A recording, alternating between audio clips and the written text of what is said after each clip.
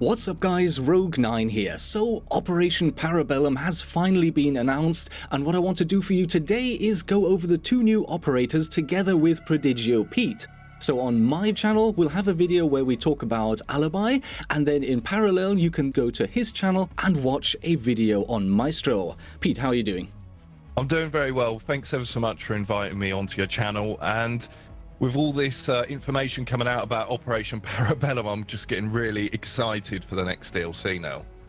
Yeah, I mean, not only do the operators look really interesting, but I think they're going to have a really strong impact on the way the game plays at the moment. I think a lot of things are going to get shaken up.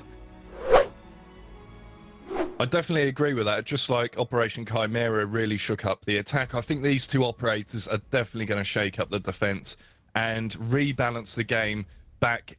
I'm not necessarily in favor of the defense, but at least make it easier to defend than it has been over the last 3 months.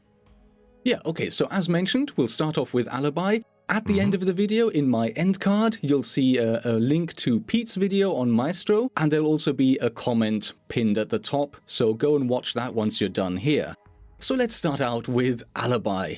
We're getting a Roma with an SMG, 2 pistols, one a regular revolver and one a shotgun revolver, and then also a shotgun, and she brings impact grenades and a shield, and of course her very unique gadget, which allows her to deploy 3 copies of herself, essentially 3 holograms on the map that will act as decoys, but also have the ability of spotting attackers that shoot or melee or in any way damage the hologram itself. Really interesting stuff. So, your thoughts on these holograms, Pete? So the first thing I wanted to say about the holograms is there was a lot of talk before we got this official information, because I think pretty much now we know how these operators are going to work. Everything was detailed so well on that dev panel and also the trailer that's gone live on YouTube.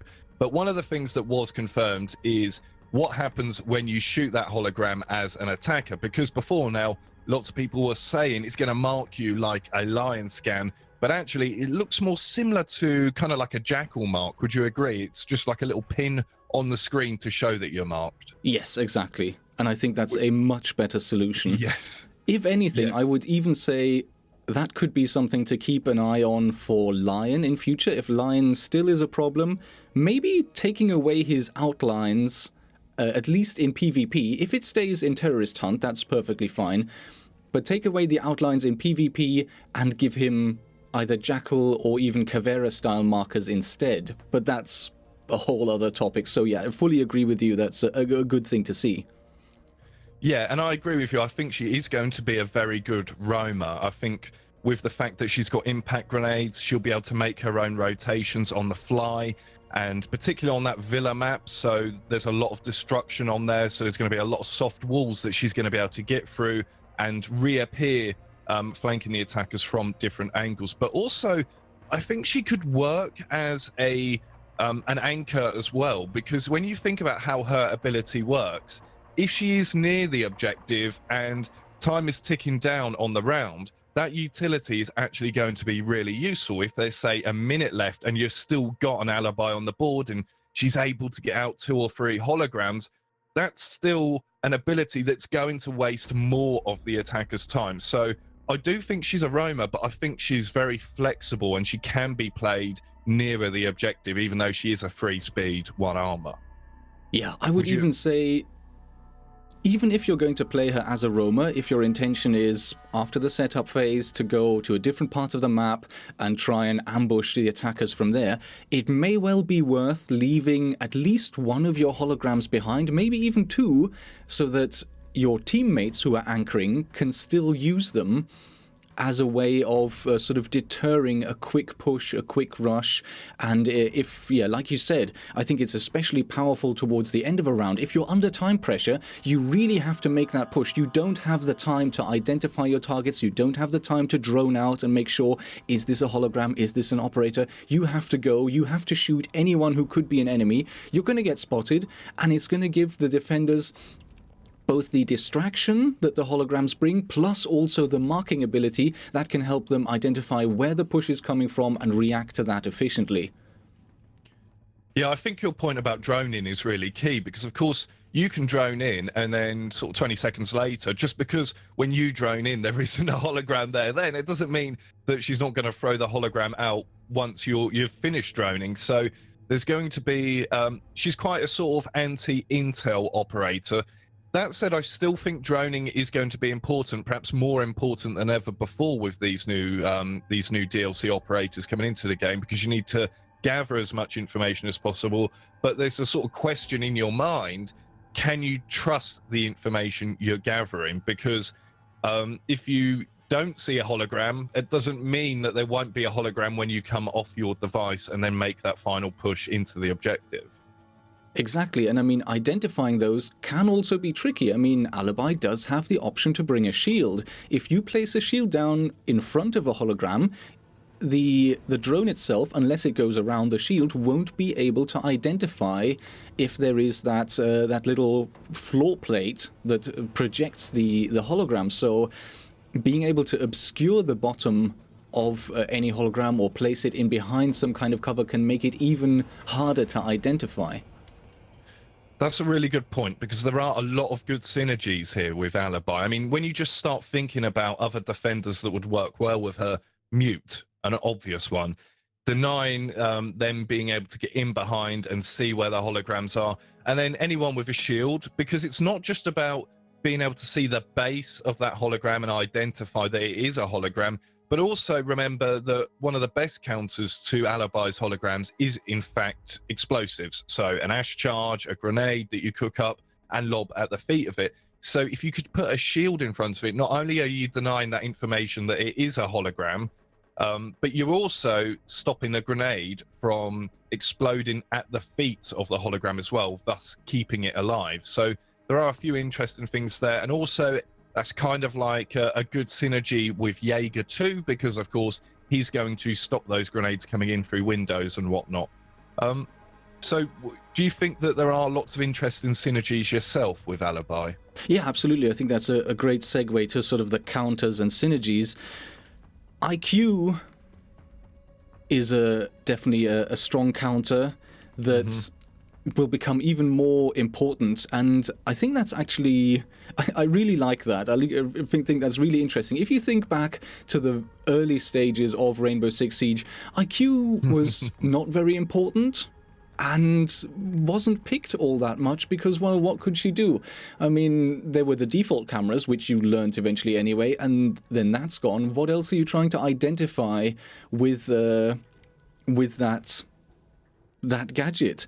And it's just with every season, certainly sort of for the last 2 or 3 or even 4, we see her becoming more and more and more important, being able to detect and counter the new defenders every time. So really important there, I think. Twitch, another counter, and that's again where the synergies you mentioned can be really important, because with a shield, you could block access for the Twitch drone. With mute jammers, you could block access for Twitch drones. So really important to see the defensive team playing together to prevent that as well. Glaz is a strong counter.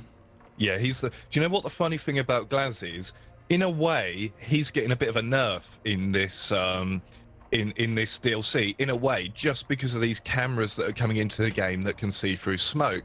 But it's not really a full nerf, because he's going to be the main counter, in my opinion, to Alibi, because it's so clear to Glaz. So that's really interesting what they've done with this operator. On one side of it, defenders will pretty much now be able to see through smoke because of the availability of these new cameras and the evil eye that Maestro has. But then on another sense, he is probably the #1 counter to Alibi too.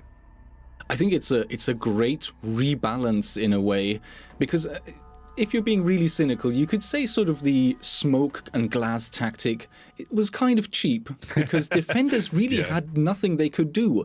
Smoke out a certain entryway to the objective, have glass, push in behind it, kill anyone who's watching, and then go in and plant there. It was a very effective tactic, it was a very simple tactic, and in some cases quite challenging to counter, simply because there was no ability to actually see into the smoke.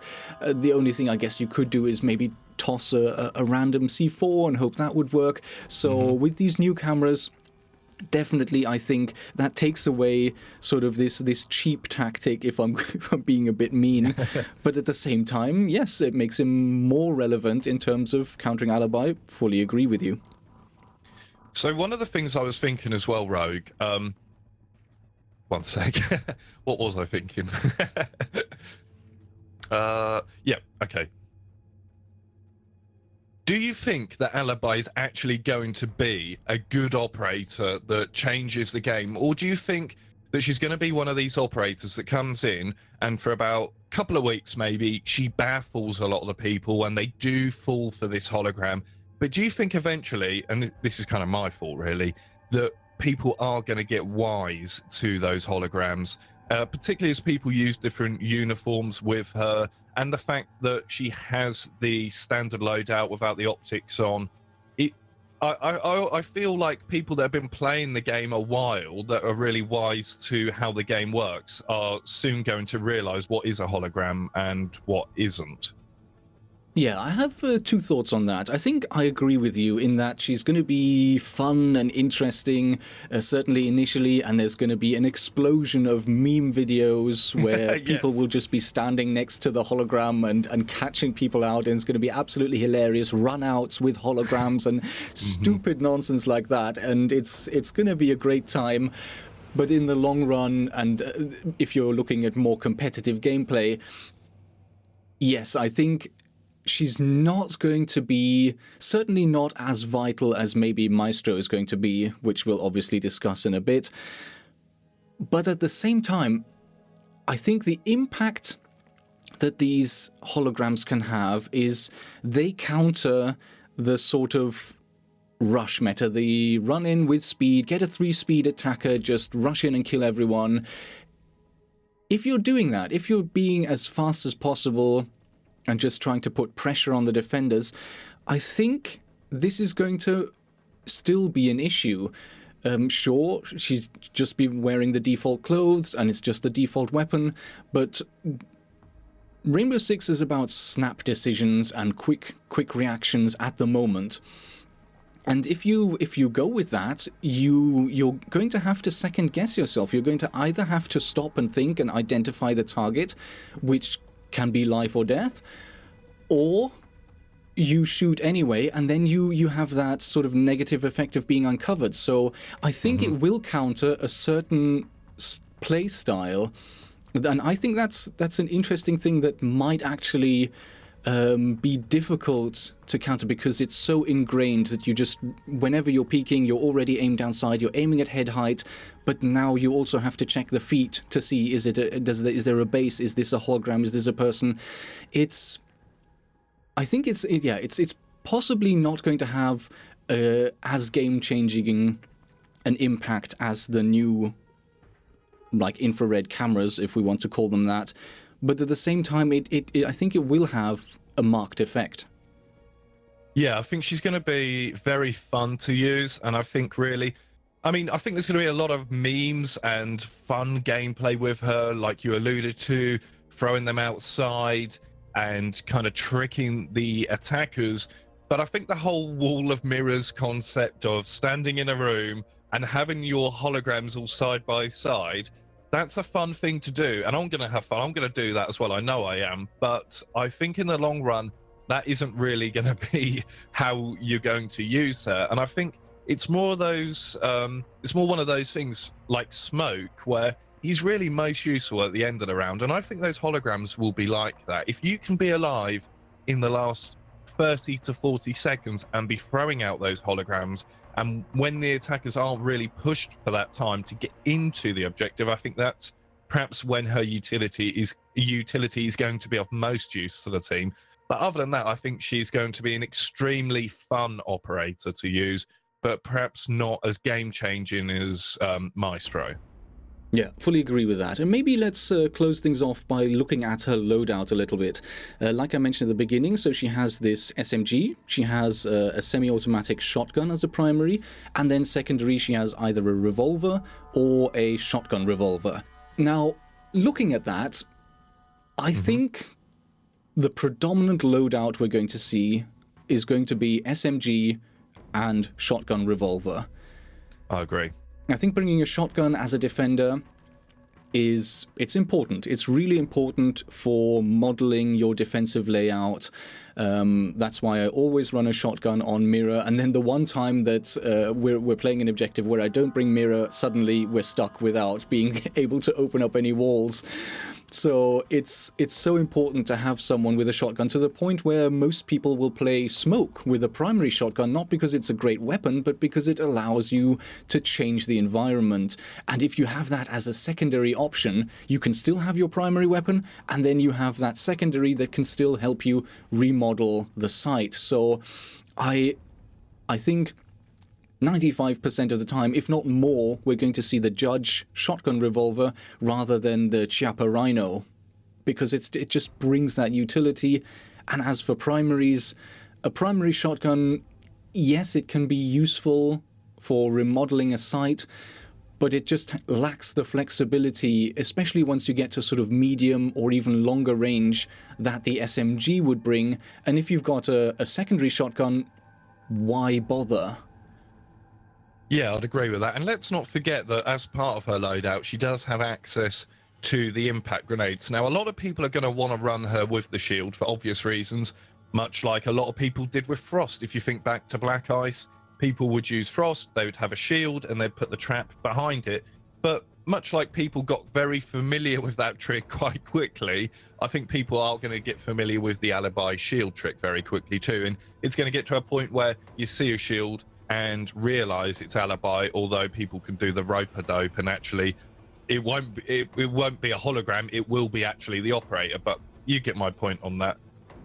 With regards to the actual weaponry, it is quite interesting because the primary had a lot of ammo. Did you notice that?